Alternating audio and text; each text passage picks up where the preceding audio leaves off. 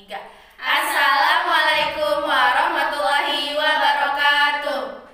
Kami dari kelompok 1 yang beranggotakan pertama saya Aryani Cahyaningrum, saya Mila Fadila, saya Baik Lutfia Aprilia, saya Baik Agnieszka Analia, saya Linda Nurdianti. Kami di sini akan membacakan narasi yang berjudulkan Sepasang Sendal Papu Mame dan Papu Nine. Selamat menikmati cerita kami. Kisah ini bukanlah tentang kisah sendal biasa, melainkan sebuah kisah istimewa dari sepasang sendal milik seorang raja. Dulunya, sendal ini terbuat dari kulit kerbau pilihan. Kulit kerbau jantan yang diberi nama Papu Mame menjadi sendal sebelah kanan, sedangkan kulit kerbau betina yang diberi nama Papu Nine menjadi sendal sebelah kiri. Kedua sendal ini merupakan sendal kesayangan seorang raja. Raja itu sangat menyayangi sendal ini.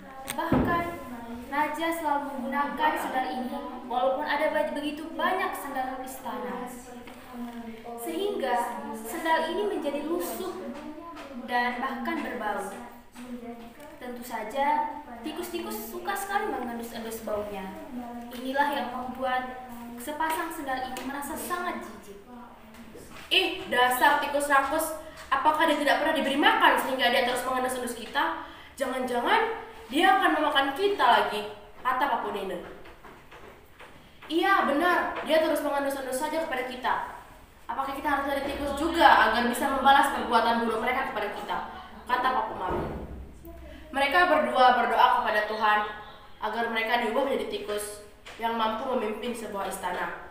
Dan singkat cerita, Tuhan mengabulkan doa mereka berdua. Dan mereka berdua menjadi seorang tikus. Suatu ketika, raja merasa bosan karena sudah terlalu banyak tikus berkeliaran di istana hingga mengganggu kenyamanan. Akhirnya, raja memutuskan untuk memanggil kucing guna memberantas tikus. Selama berhari-hari, terjadi kejar-mengejar antara kucing dan tikus. Termasuk tikus besar penjelmaan Papu Nine dan Papu Mame. Merasa kelelahan dan tidak nyaman, keduanya berdoa kembali agar wujudnya diubah menjadi kucing. Kali ini doanya pun terkabul. Keduanya berubah menjadi dua ekor kucing yang berbulu sangat indah. Karena keindahan bulunya, itulah alasan permaisuri sangat menyayanginya. Setiap hari keduanya selalu berada di dekat permaisuri yang sangat senang mengelus bulu-bulu mereka. Makanan yang diberikan pun merupakan makanan pilihan yang tentu saja lezat rasanya. Lama-kelamaan mereka merasa bosan karena hanya permaisuri sajalah yang menyayanginya. Keduanya iri kepada anjing yang selalu dibawa oleh raja ketika berburu. Maka dari itu mereka memohon kepada Tuhan untuk menjadi anjing. Tak lama berselang, keduanya berubah menjadi anjing pemburu yang tangkas dan sangat disayang oleh raja. Berkali-kali mereka bisa menangkap kijang ataupun babi hutan dengan cara menangkap buruannya. Setelah itu barulah raja akan memanah binatang tersebut hingga mati. Menjadi anjing buruan yang disayang oleh raja memang sangatlah menyenangkan. Tetapi itu semua tidak ada gunanya ketika mereka harus tinggal di kandang. Mereka akan keluar kandang jika raja mengajak mereka untuk berburu. Sepertinya sudah-sudah, Papu Mame dan Papu Nine memohon kembali kepada Tuhan untuk dijadikan raja.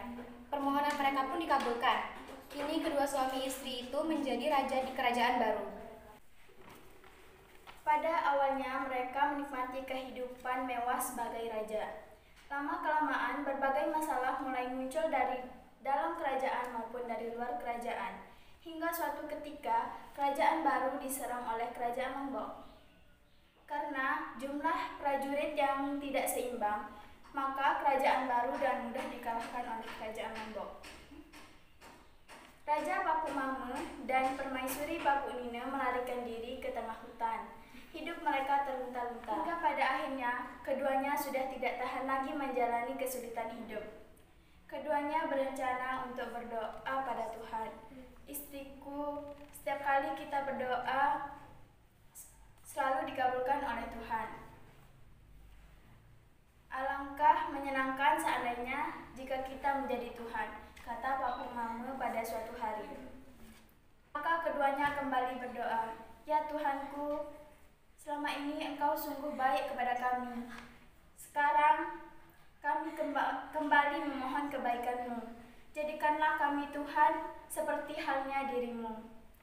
Setelah selesai berdoa, keduanya berubah kembali pada asalnya, yaitu lembaran kulit kerbau yang tidak tahu akan dijadikan apa oleh manusia. Pesan moral yang bisa kita ambil dari cerita di atas adalah terdapat dua tokoh, yaitu Papuk Mame dan Papuk Lide, yang digambarkan oleh Tuhan dengan sifat tidak pernah puas atas nikmat Tuhan dan dijatuhkan dari tingkatan tertinggi, yaitu menjadi dari seorang raja, menjadi tingkatan terendah serendah-rendahnya, yaitu menjadi sendal raja dari kulit kerbau. Sekian pembacaan narasi dari kelompok kami. Semoga kalian bisa memetik pesan moral yang ada di cerita ini. Kurang lebihnya mohon dimaafkan. Wabillahi taufiq wal hidayah. Wassalamualaikum warahmatullahi wabarakatuh.